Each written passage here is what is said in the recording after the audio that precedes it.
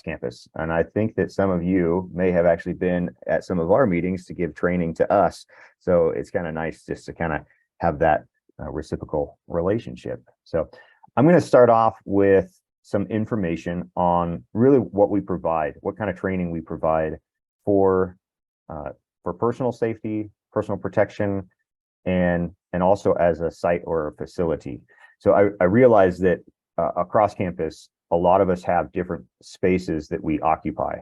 And it could be an office space that we're in, it could be a classroom space, it could be office, classroom, hallways, buildings, parking lots, those places that we typically are frequenting on campus.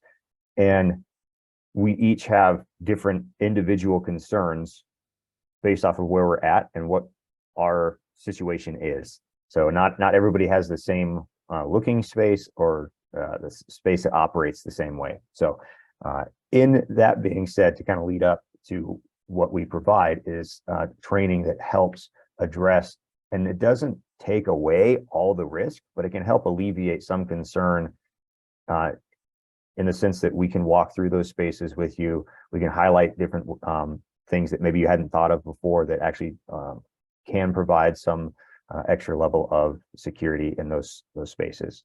So one of our big trainings that we do and that we provide is what we call active harmer training. That's a 90-minute formal training. We usually ask for 2 hours because there are a lot of questions that tend to come up during the presentation. And so that can be provided in a setting like this, where I can share a screen and we can do a virtual presentation. We can do that in person. I find that a lot of times, just like many of you, if you're teaching courses or having meetings, virtual is great because it provides the flexibility. However, in person really creates a little bit, well, not a little bit, I think it's a much more intimate setting where we're a little bit more willing to, or not as constrained with asking questions or interrupting. And I enjoy having interruptions in my presentations because it means that, I mean, we're engaged and we're trying to learn as much as we can. That training, what it covers is really 3 questions. Why are we here? Why do we do that training? Which talks about some of the statistics, current statistics, what's going on in the United States right now, and also in the state of Colorado with active harmers, active attacks, and what that looks like in a kind of a bigger picture kind of a way for us at CU Boulder. And then the second question is what's happening, what's going on physiologically and psychologically when we're getting a large amount of stress due to fear or some sort of trigger that's making us react in a certain way, and how can we actually set ourselves up to respond in a more advantageous way. And then the other piece is what can I do? So that goes over our protocol that we push out. And our response protocol for active harmer is run, hide, fight. There's a protocol that you maybe, if you've got kids that are in school, nieces, nephews that are in school, K through 12 schools use a standard response protocol, which if you've heard of the lockdown, lights out, out of sight, that works if you have a space that you can lock down, can turn the lights off, can draw blinds, can get out of sight. We have a lot of spaces on campus where those things aren't available. We have doors that don't lock.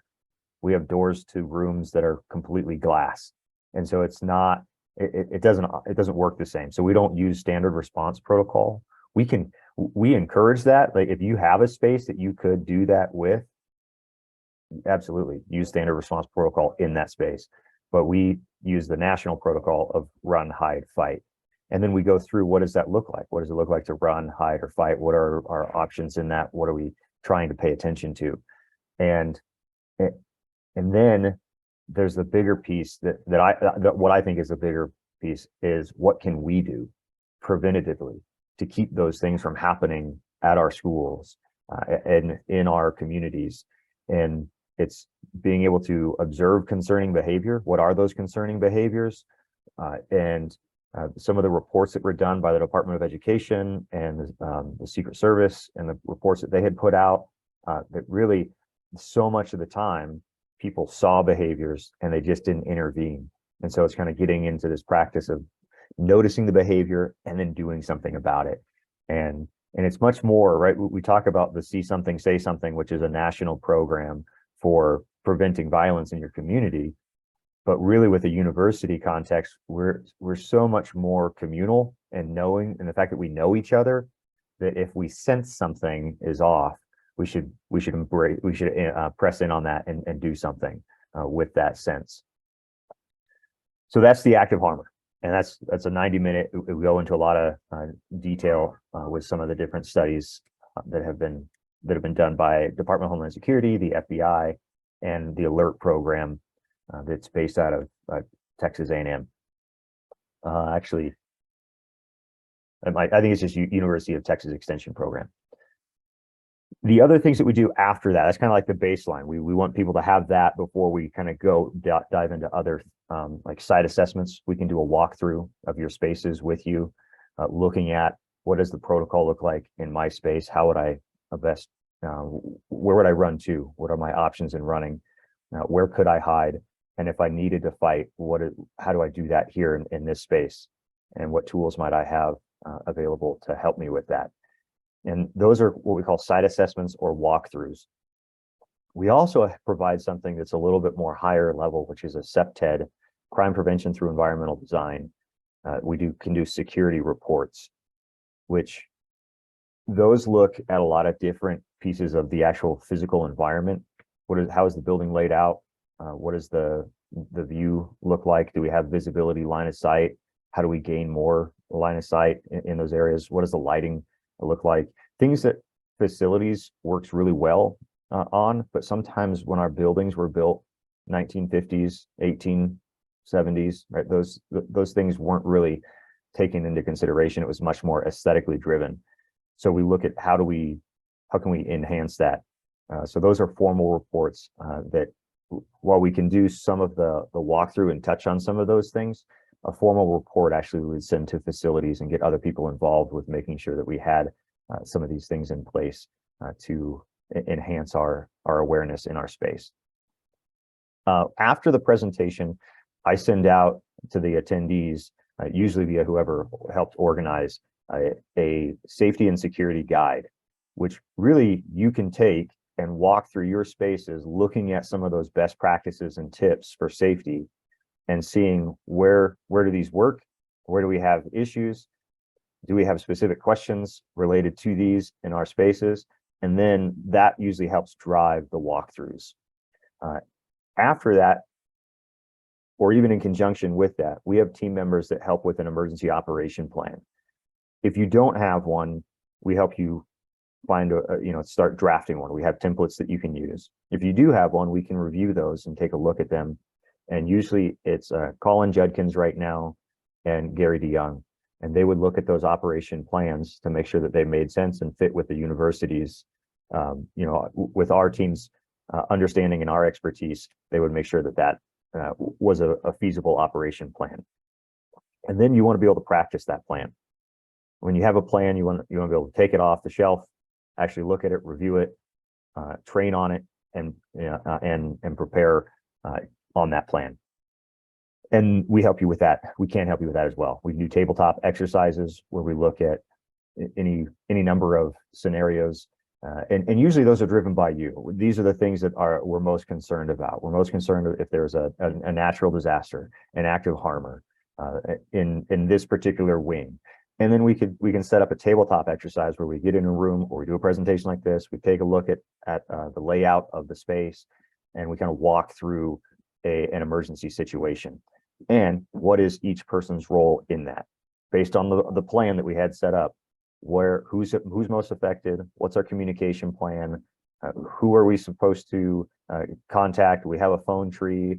Once I get to a safe place, if I'm calling 911, what can I expect when I do call 911? Anyway, we go through a lot of those types of questions that maybe we want answered before the emergency actually happens. And then one of the other things that is pretty unique, and maybe you guys have already worked on it. I'm never sure how far you guys have gone in some of this training, but Colin Judkins also he's our COOP coordinator. So it's continuity of operations, which means if if your building or your classroom or your office space were affected by any number of things, it could be remodel, it could be a fire, a flood, anything where it's shut down for a week, for a month. What's our next? Where do we go? Where do we use? What's our plan for continuing to operate as usual, but this space is no longer accessible? So, and it's space, it's files, it's documents, and Colin does a good job of kind of working through that to make sure you have a plan for continuity of operations, and then you can also test and do exercises on that plan as well. That's kind of the bulk of the training that we provide, and the reports that we can provide. I know that there are concerns campus-wide. You're not unique in the aspect of you're the only ones that have had some concerns over the last couple weeks with an increase of emergency alerts.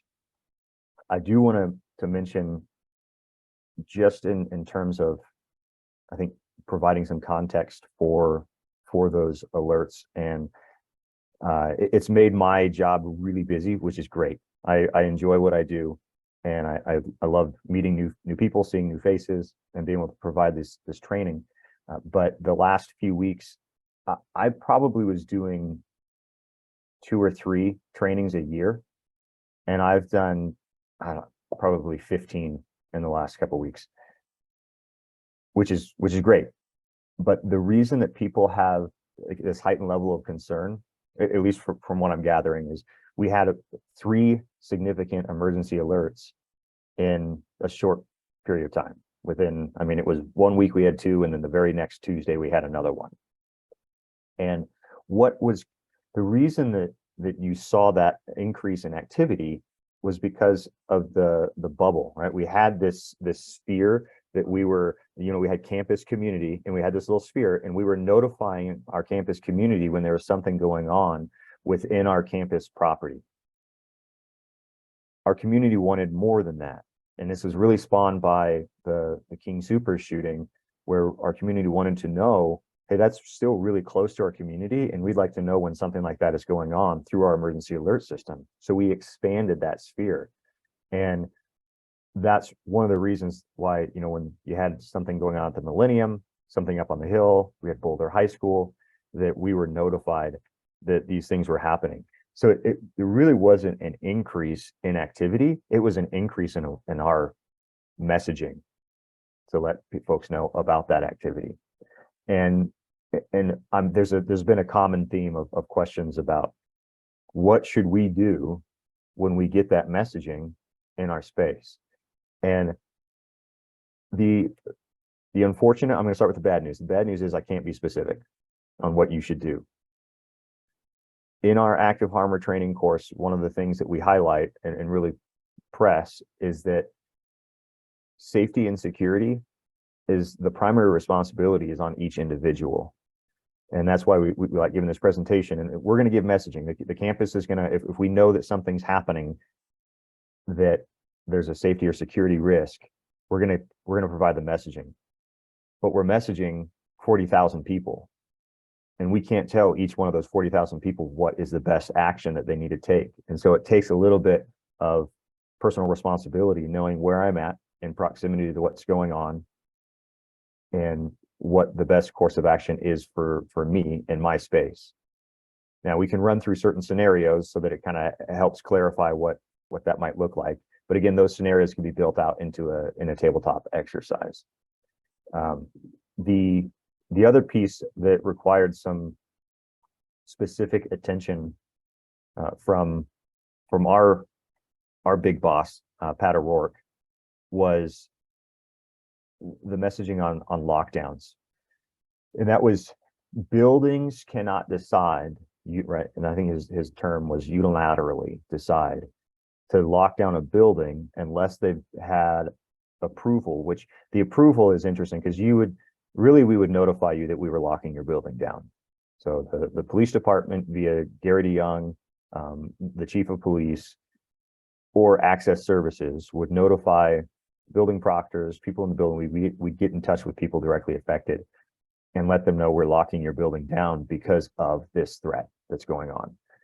And that building lockdown, that large space lockdown that's the police department's responsibility and access services. Now, individual spaces are completely up to you.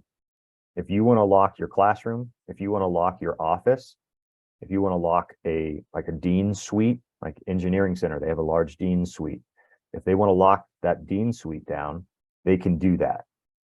But an entire building, we want to stay away from that unless we've kind of said, yes, you need to lock down. But at that same time, we have the ability to lock down, at least through Secure, to lock large spaces down. I think I'll stop there. And I'm gonna, since there are a good number, this is fantastic attendance, by the way. I will maybe either Bernadette or Aaron, if you guys have other questions that you know that have come up, we do have some more time. I really don't mind fielding some questions. Just remember that if you want an answer that has specificity, you're probably not going to leave satisfied today. So I will try to give you a kind of a general guidance and direction, but it looks like, I mean, from what I can see on my screen, Renee has a question. Yes, I just have a quick question on shelter in place. So I understand shelter in place, the staff would all go in their offices and lock their offices if they could. But my question is really for the students who were then locked out, so to speak. So where are the students supposed to go when there's a shelter in place? They're in the area of the shelter in place. I don't, that's the only part I'm really not clear on. How does it work for students? Because if they go into the building and all the doors are locked, there's nothing they can do. Yeah, thank you for asking that question. This has been I'm glad you brought that up. I try to touch on some things that are there's a lot of folks with really some confusion over the terminology and how we're using that. So let me, before I answer your question, and I can give you a little bit more specificity for that one. There's an app that you can all get on your phone through our Rave. So Rave is the vendor that we use for our campus alerts. And if you don't have it already, the Guardian app, it allows you to like silently call 911 from your phone. It'll ping, it'll give a location. It's a pretty neat app. It's got a lot of tools on it. And it also has a resource list. And on that resource list, you can see some of the definitions on what we're talking about with shelter in place. So that one in particular. So let me see if I can, once you download the app, I think it asks you for which school you're involved with. And I'll see, I don't know if you can see this. This is what it kind of looks like. There's these little toggles. Sorry, I got the blur screen on. But it gives you those options. And one of them is safety resources. And then it has CU safety, CU Boulder alerts, know what to do. And it'll take you, you can click on that. It takes you to our alert page and it'll run through some of the common messaging that we would send out. And one of those is the shelter in place, I believe, shelter in place. So here's the difference. So when we say shelter in place, and this is the thing, right? If we haven't talked about it, we haven't heard the definition, our mind goes to, if I'm supposed to shelter in place, it kind of sounds like, yeah, maybe I should lock my door and keep people out. That's lockdown. So lockdown is when you're going to lock your door and it would keep people out. Shelter in place means that you're not going outside of your building. It means you can still do business as usual, but there's activity going on outside, and it's probably just safest to avoid the area where that activity is going on. And if you're in a radius of that activity, it's probably best not to go outside, just for any number of reasons. But you can still freely move about doing your business, holding your class, having meetings inside your building. And here's the thing, I know that depending on the situation, we had staff members and faculty members who had students at Boulder High it was a late start day, but who had students who were either there for sports because sports had showed up early, or they were on their way on a bus. And so the shelter in place for them that wasn't an option they were going to take. It's okay. These are guidance, right? It's safety tips, it's guidance to let you know it's, you'll want to avoid that area and the activity there. If you decide that for your situation and your safety, I'm not staying here. I'm not staying to wait to see if this shelter in place becomes it turns to the level of lockdown. I'm just going to go to my car. I'm going to get out of here. I'm going to go home. An individual can decide that. So the building as a whole isn't going to say, hey, we're evacuating and we're going to all go home. That's not something that the building, again, could unilaterally decide, but an individual can decide to take that action. So, so the shelter in place on the definition from that Guardian app, and then everybody can get this, right? You can go, you can download on your smart device, Guardian app, put in the University of Colorado, you put in your identity, and then you have access to those tabs, and those tabs bring you to different sites that we have set these up. But the definition is staying or moving indoors to a safe location until provided and all clear. If you're outdoors, move inside. If indoors, remain where you are, follow building specific instructions on where to go once inside. So it does say internal room, below ground, upper level, but that's moving toward you, like your building is in really close proximity, but it really isn't that lockdown option. It's just good idea to stay inside and pay attention to the alerts that are coming out so that you get those updates. Thank you for this great information. I do have a question too. What if the rave alert goes off or the Guardian app is giving broad recommendations and perhaps a faculty member contacts a staff member and asks them to go secure a building or put notifications up on doors or anything like that may go against these recommendations? Do you have any recommendations for what a staff member may do in a situation like that? Yeah, that's where it would be great, right? We start with the emergency operation plan so that we know that when we get these messages at this building, and my guess is that, I mean, arts and sciences, you guys have a few buildings that you operate out of. So if you have a staff member who's receiving a shelter in place, don't send them to another building, because shelter in place is, you need to stay inside. If we need something done at that building, we have resources on campus that can get that done. What kind of sign are you wanting to put up? What's the purpose of the sign? Because if we need to notify people that building's not accessible, well, that's going to happen with the campus alerts, and that responsibility and liability is going to be on the police department and our strategic resource and communication team that's kind of putting out this campus messaging. So let us take that responsibility and take that liability. The responsibility and liability is really solely on each individual. So if you're in a supervisory role, you really need to be careful about what you're asking somebody to do, and what you're offering. Really at the baseline, you should be doing, hey, this says shelter in place. Do you feel okay staying here? Because we got some meetings going on, and really just check in with them to make sure that they're doing okay and they're in a good spot to be sheltering in place. Because again, we can't force people to go somewhere or stay somewhere. If we start forcing people to do something, we're restricting freedoms, and we don't want to do that. There's only a few people on campus that can do that, and there has to be a good reason, a legal reason to restrict movement or force movement. So make sure that anyway, and we can get into more specifics too later on, and run through certain scenarios if something like that were to, is there a case where that does make sense? I can't really think of one right now, but maybe there is that I'm just not thinking of. So let's go to, I think Jason had his hand up for a little bit.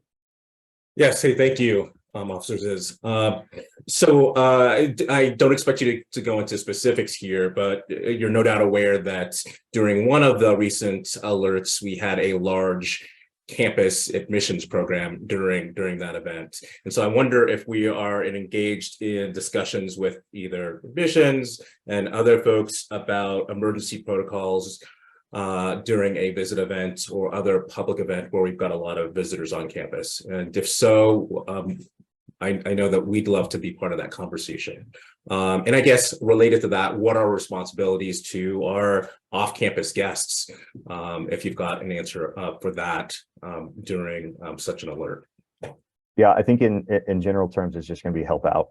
Right, we've got people who are in charge of organizing those large events, and they should have a roster of who's attending and some contact information. If we don't have that, that's something that we want to make sure that we do have for those larger events.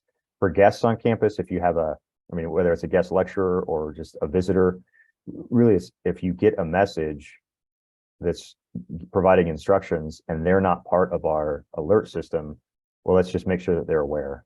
And whether, if I'm in close proximity and they're with me, have them tag along. And then if not, we'll shoot some text messages and say, hey, this is some alerts that are going on.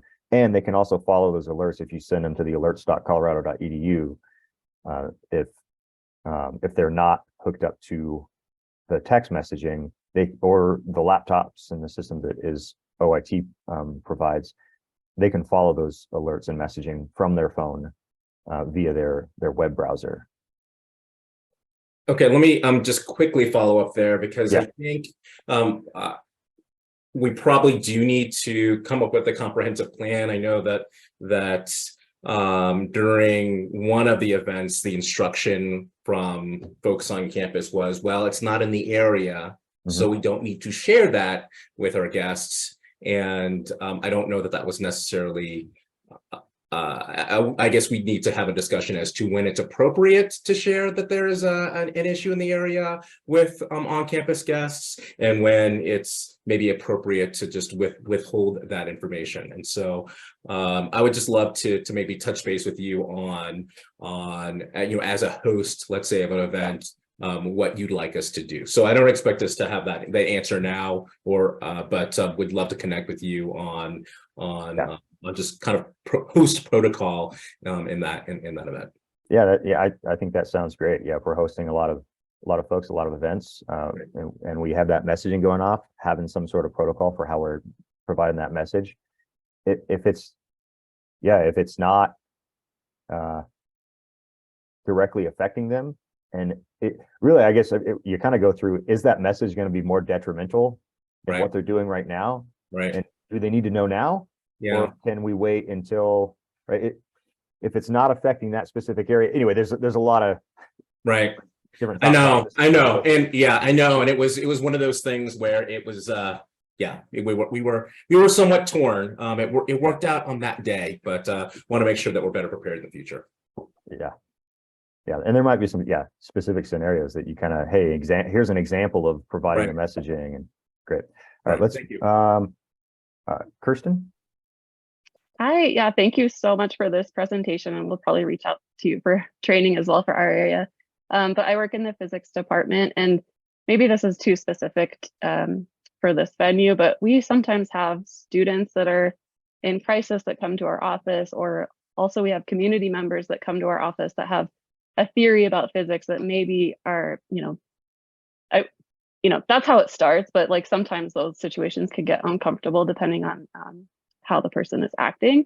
Do you have recommendations in those types of situations? I mean, is that a call to the non-emergency CUPD line? Is it, I guess it all just depends, but do you have any advice for us?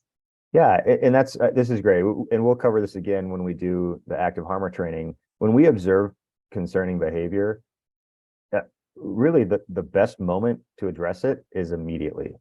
And it can be as simple as asking, do you know who you're here to see? Are you familiar with the area? If not, we need to have, make appointments. This person is busy. They have other things on their agenda today. Would love to hear, your theories. Any number of things that we can just kind of do a friendly, I call them friendly challenges, right? We want to challenge their appropriateness for being in the building and for trying to access certain spaces or talk with certain individuals.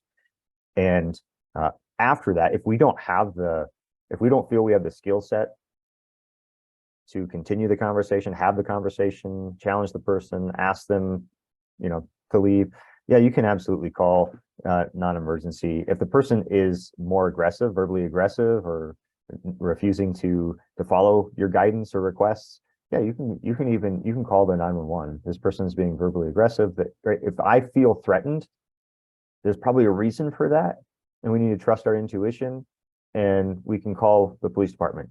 If the police department doesn't feel like that's as much of a threat, we will never, condemn you for making a phone call to the police if it didn't rise to a level of an emergency, but you thought it was an emergency. So really just make the phone call, emergency or non-emergency. You're going to get the same person on the phone and let them know that you'd like us to check in on an individual, and we can have the conversations and check and see if there is really more to dig into, or just politely ask them to leave. So. Thank you. Melinda? I've got 3 minutes Hi. left. So real quick, one of the main questions that was asked to me by faculty was, well, my class wasn't going at the time. Should I have moved to Zoom? Or because even if they came to campus, the students may be sheltering in place wherever they were. And I didn't know the correct answer for that. I said it's okay if you did go to Zoom because we don't really know, but I didn't know what the correct response for that was. I guess I might want a little bit more information. So when they got the shelter in place alert on their phone, they hadn't come to campus yet because their class was maybe in another hour or so. And they wondered, well, should they have come to campus? Should they not come to campus if there's a shelter in place? Should they move their class to Zoom? And so I wasn't for sure, given that I also didn't have a clear understanding of shelter in place at that time.